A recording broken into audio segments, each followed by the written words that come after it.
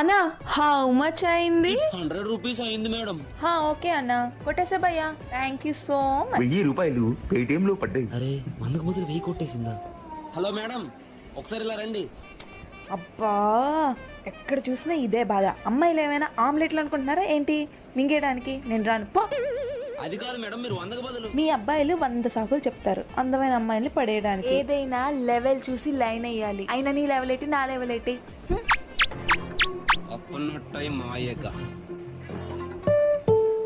Array, నేను 100 రూపాయలకు బదులు 1000 రూపాయలు కొట్టాను. Oh shit. ఏమండి ఏమండి ఏమండి, ఒకసారి ఇటు చూడండి. హ్యాండ్సమ్ బాయ్స్ అంటే బత్తాయి పిండి తాగడానికి ఈ మధ్య అమ్మాయిలు కూడా కొక్కుర్తి అయిపోయారు. అది కాదండి, నేను చెప్పేది ఒకసారి వినండి. లెవెల్ ఉండాలి ఏదైనా మాట్లాడాలంటే. అయినా మా లెవెల్ ఏంటి, మీ లెవెల్ ఏంటి?